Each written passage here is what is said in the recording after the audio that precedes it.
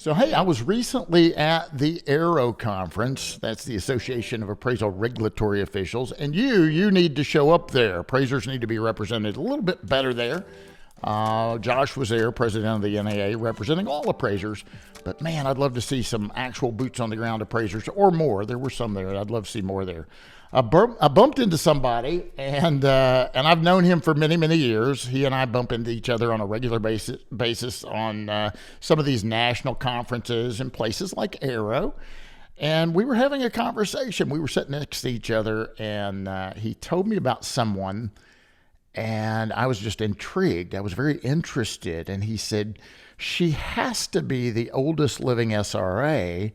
And I said, I bet you're right. I said, I would love to talk to her if I had the opportunity. He said, I think I might be able to make that happen. She's my mother. So I'm super excited. Come on back and join us, and we will have a conversation with two very special guests.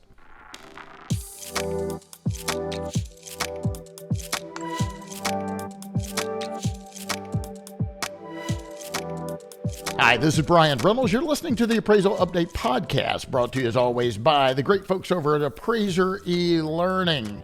I hope you're doing well. I'm happy that you're here. I want to shout out to our sponsor, LIA, Administrators and Insurance. Thank you for your support of the Appraisal Update podcast. And now, without any further delay, Mr. Ernie Durbin and his mother, Mrs. Fran Durbin, SRA. Welcome to the program, you two. Thank you. Yeah, it's good to be here with you. And it was fun being at AARO. And I'm with you. I encourage as many people as possible to go to AARO. You might as well learn about the people that regulate you, right? Get involved. Hey, it's the folks that regulate what we do for a living. So they actually want to know what you have to say. So they do encourage input, and I encourage appraisers to be there.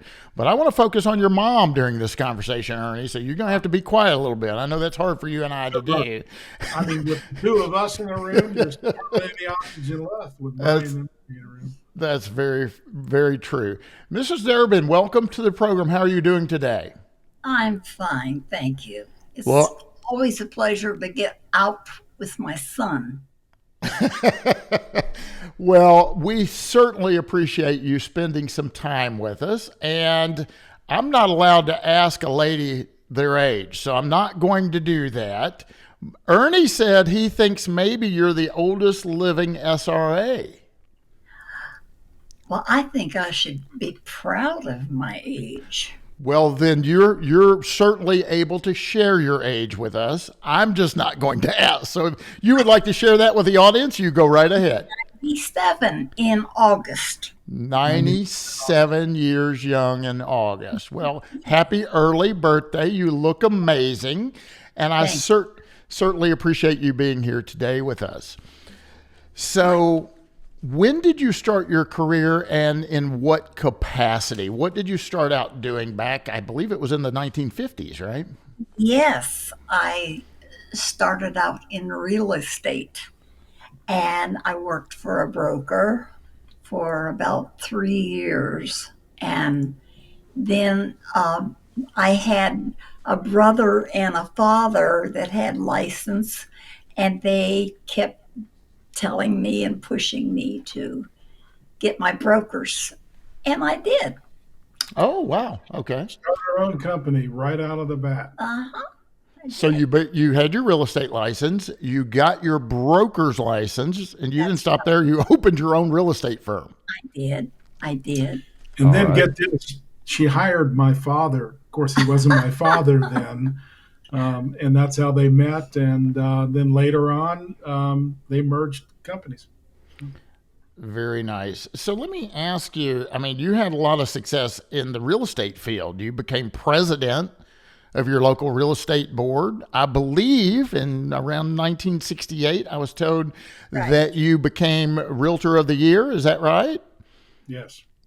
And so you got that award, and Ernie was telling me that you were recognized for a pretty amazing speech. You got first prize. They awarded you first prize in New York for a speech you gave, right? Tell me about the speech.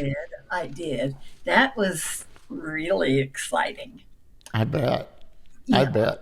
It really was. So And how did you make the transition from real estate agent to broker to owner of a brokerage firm over to appraising? What made the shift?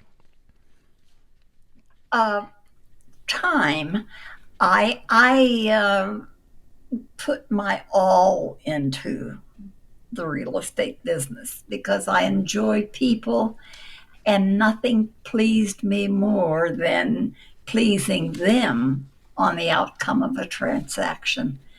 And I burned out after 8 or 10 years, and I got very interested in the appraisal business because I needed to be assured that I was on the right track, knowing that people were making mostly the biggest expense that they ever did That's right. on selling, on buying a house.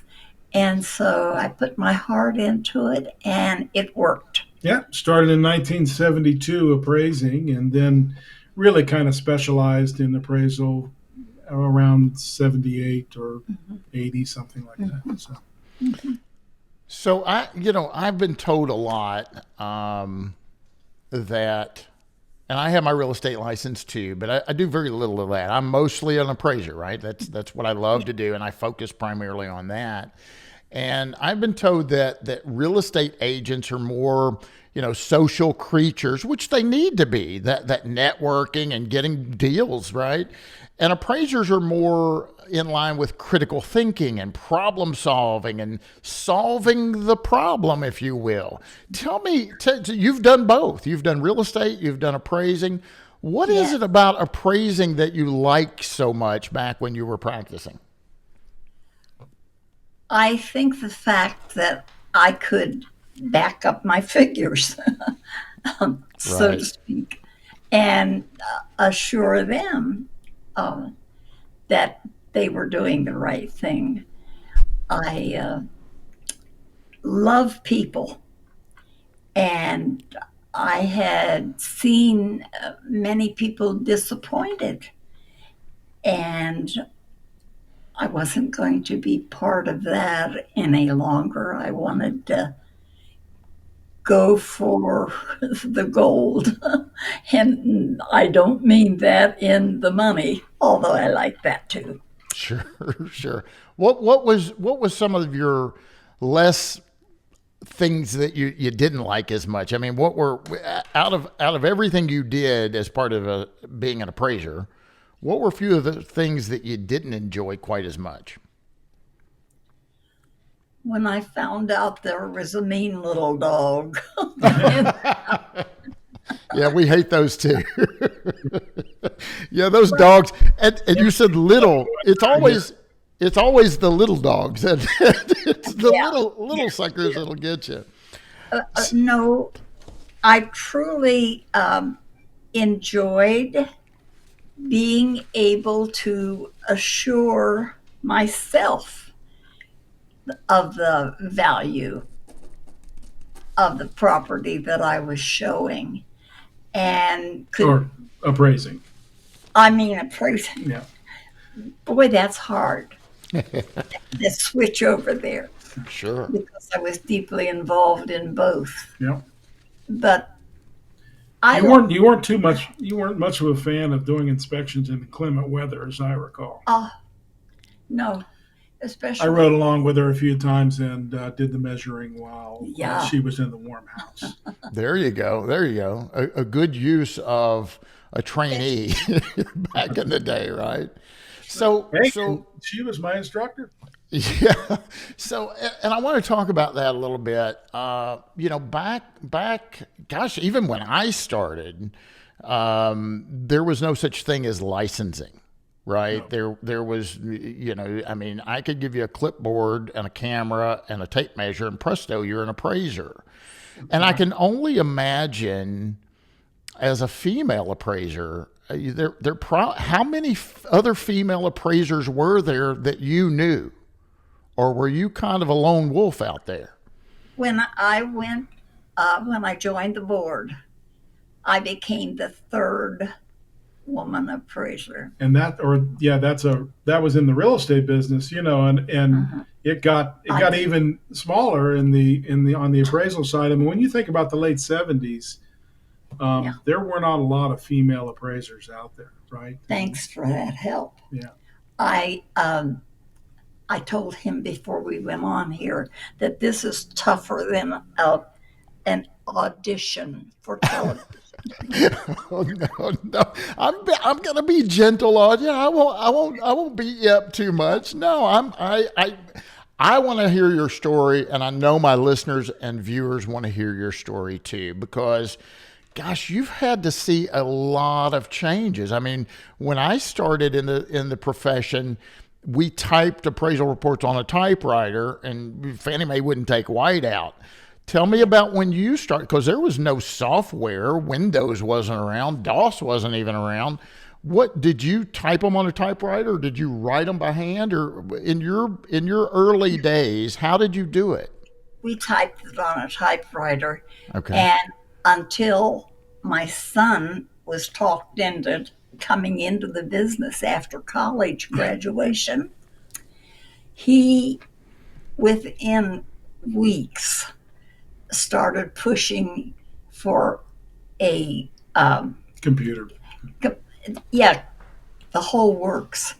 And Yeah, as I recall, we used to handwrite the appraisals. We'd hand them to my wife, who's Valena, who would type them, and then yes. that's what went out, right? Oh yeah. And that was even, I mean, most of our appraiser friends out there, Brian, are familiar with the 1004, which didn't exist whenever we were doing appraisals initially. It was the Green Hornet, right? So, I mean, the forms were very, very brief and small. So even handwriting or typing them, either one was too tough. Oh Right? yes. And we didn't have the technology that appraisers have today. I mean, I can set in my office right here, if I want to do a review and review somebody's work from California or Florida or Texas, right here where I'm sitting. Now, I'm going to get some hate mail for that, Ernie. You know I will. Well, you're not geographically competent to do. Okay. I'm talking about USPAP compliance, folks. I can look at your report and open USPAP and see if you follow the applicable reporting requirements required by USPAP. I can do that from anywhere. And I need to figure out how to do that on a boat somewhere. But this is I lost you, Ernie. What? Or an Airstream. Airstream. That's right. Mrs. Durbin, when you were, you didn't have all the technology tools back then. So when you needed to get sales data, I mean, I know I had comp books occasionally. Were there comp books back in those days, or how did you get your sales and verify data and stuff like that? It was several years before our that we got the Publications, the comp books or the yes. But we also had Marshall Swift for double cost data. checking.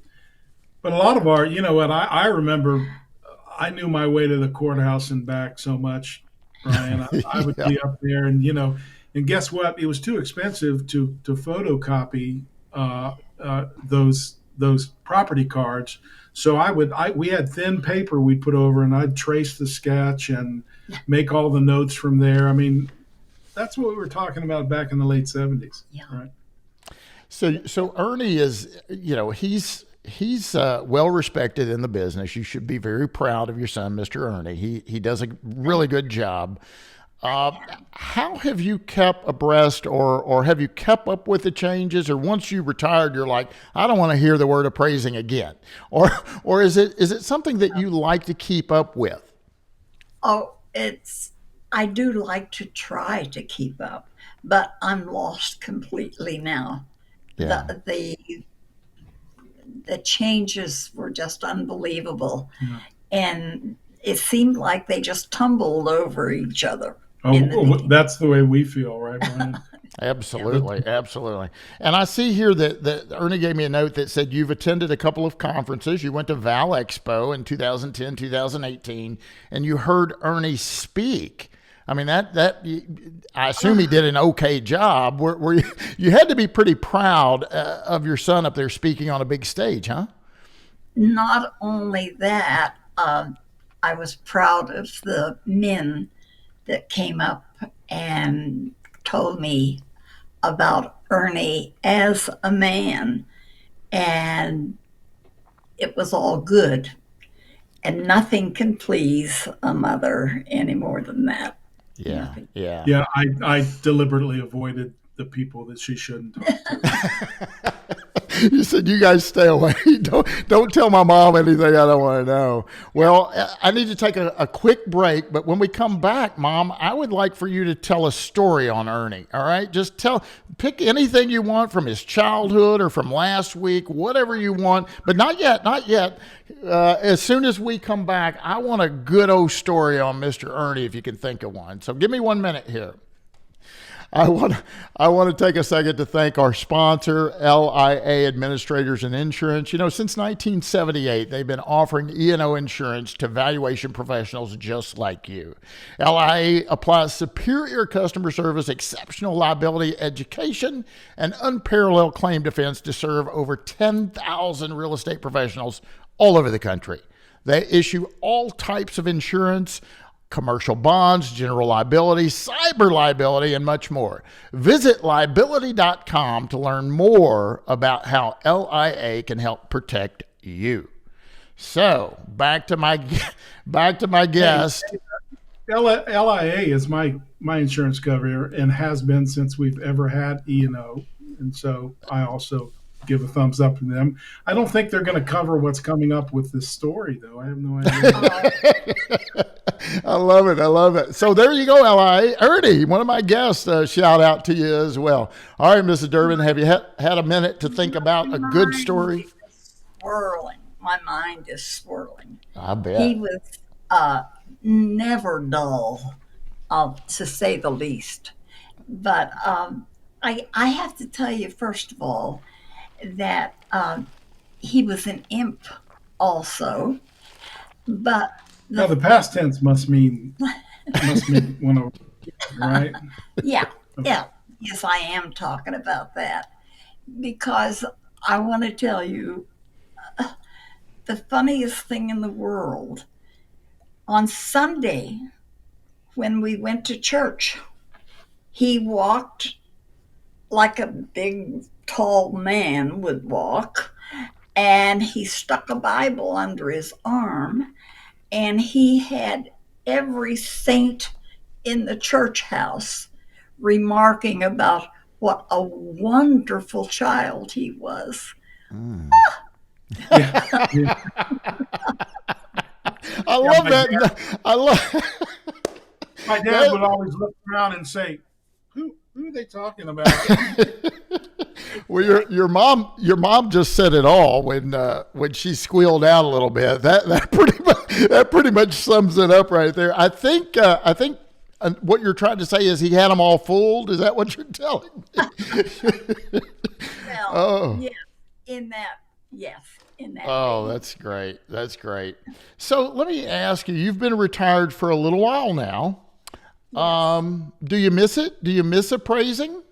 Would you believe I still do? And I will call him if something comes on the news and I know he's working. There's been a little news lately. There indeed has been a little news about appraising lately. Yes, yes.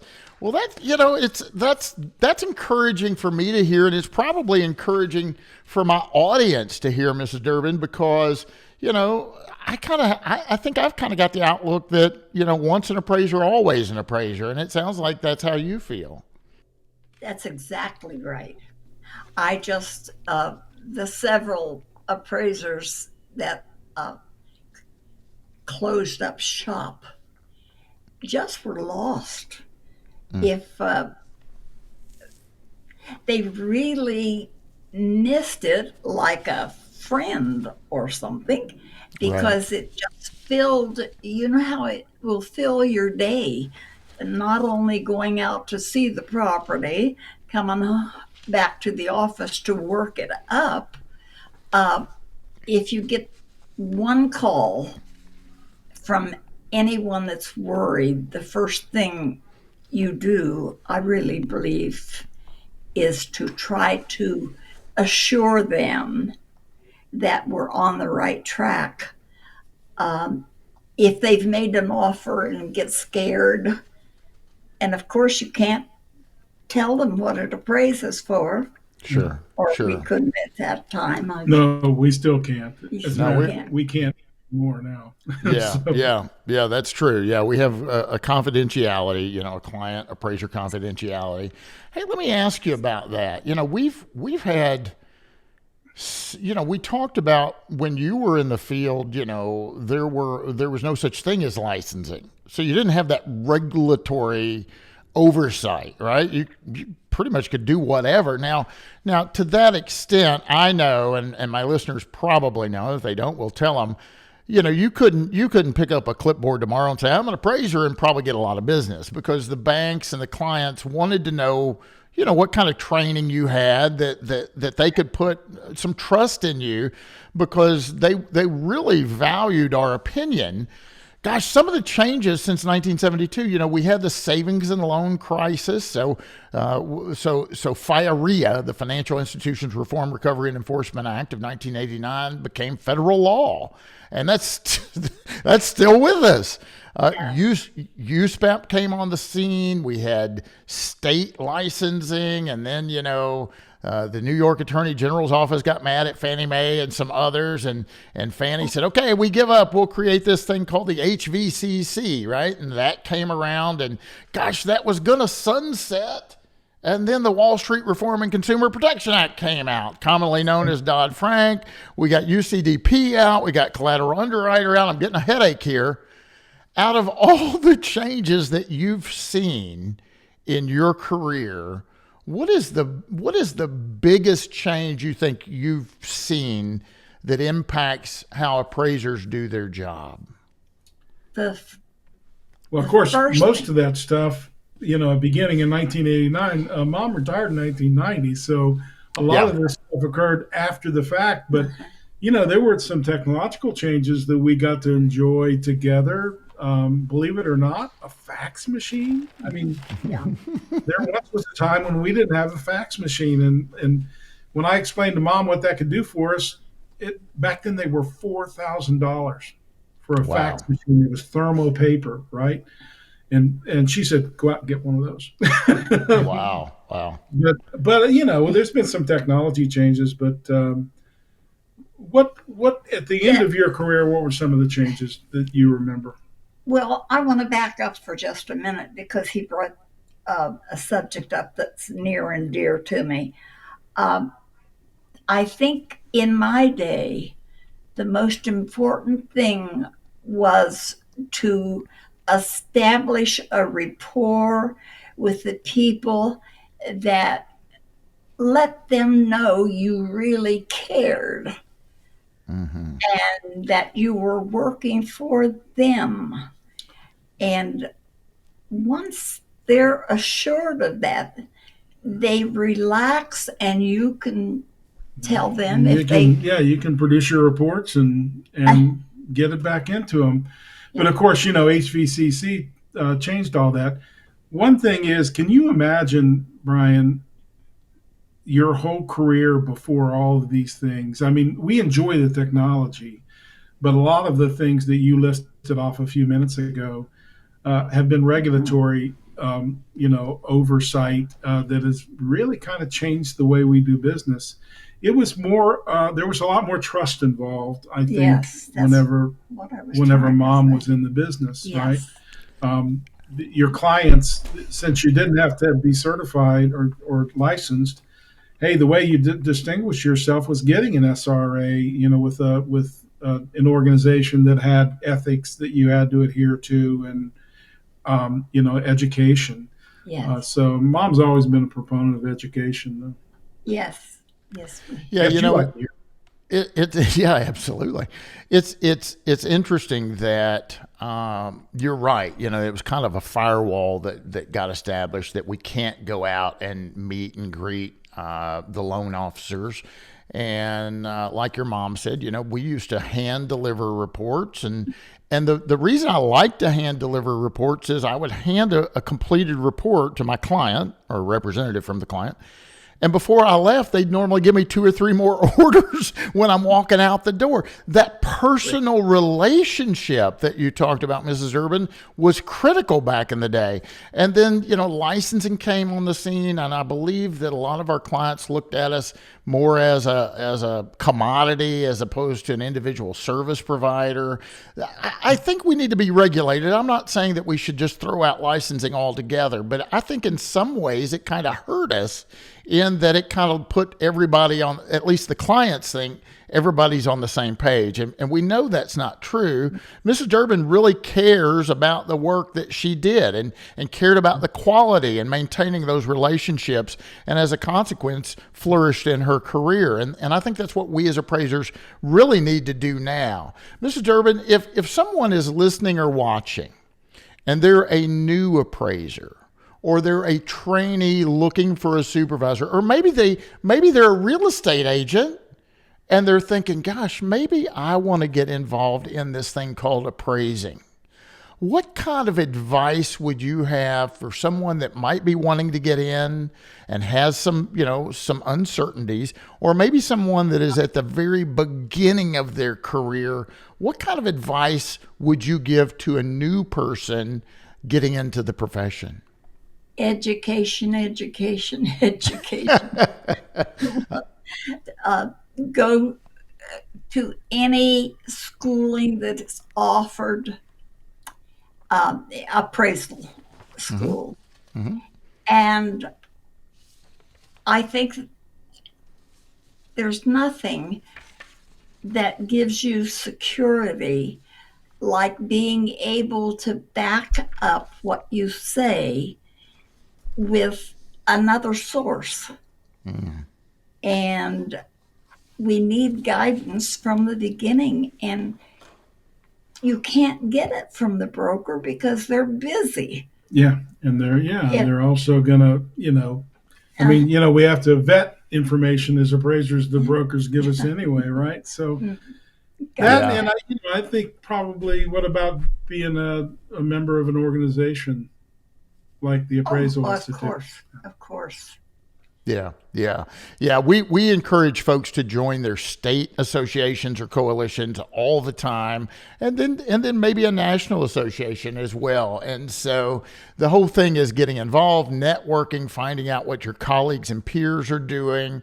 You know, we created this little thing on Clubhouse where it's a resource. So all these are resources. I like your answer because, I have the philosophy of never stop learning, right? We can always learn new things. We can always add tools to our toolbox, and we can also always sharpen the tools we already have. Right. I'm not going to keep you much longer. I know you guys have things to do, and I really appreciate you being here today. What is one of your most interesting appraisal assignments that you were on, Mrs. Durbin? Whether it be, something that was scary, something that was complex, or what is one of the most interesting appraisal assignments that you've done in your entire career? I think it was on my first project where a new building. Mm-hmm. Well, I think. What about slifters? Just a second. Like a subdivision. Okay. When I was given the job to do the subdivision, everything that came up. That was exciting. Oh, wow. And, yeah. So you appraised a property for subdivision development. Is that what you're telling me? Yes. Oh, wow. Yeah. There's a lot involved with that. There's a lot involved with that. Yeah. Well, great. Well, Mrs. Durbin, thank you so much for being here. And Ernie, of course, thank you for setting this up and you joining as well. Ernie, if someone wants to reach out to you or even wants to say a hello to your mother, what's the best way to reach Ernie Durbin or Mrs. Fran Durbin? My name's on the screen there, and all you have to do is put an @ and a .com at the end of it, Ernie@durbin.com. So that's my email address. Very good. Very good. Ernie, where are you going to be coming up? You travel around almost as much as me, or probably more. Where are you going next? You know what? Next, actually, I'm going to be traveling for some pleasure and headed to Wyoming next month, but I'm really looking forward to Expo.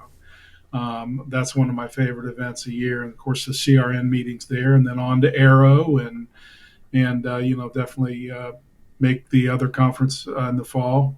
So that's where I'm headed. It seems like there's a little less travel and a few more Zoom meetings, and ever since that change has occurred, I kind of like it. Yeah.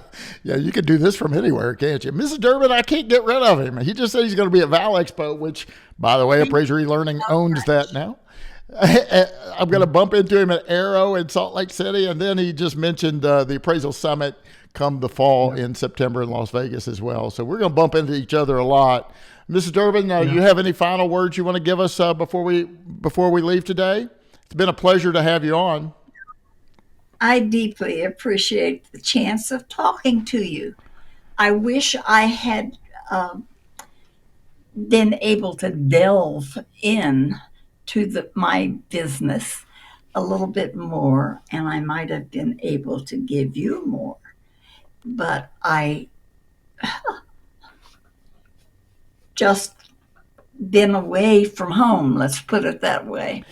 And I couldn't get a hold of any of my old papers, but so be it. I enjoyed being with you. Yeah, you know what?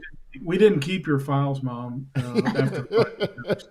Well, I tell you what, Mrs. Durbin, let's have another date. If you're interested, I would love to have you back on the program, give you a little bit more time to prepare, and we'll have you back on the show again if that's okay with you. Thank you so much. Thank you. It's definitely a date. Ernie, we're going to make it happen. Thank you both for being here very, very much. Thanks, Bryan.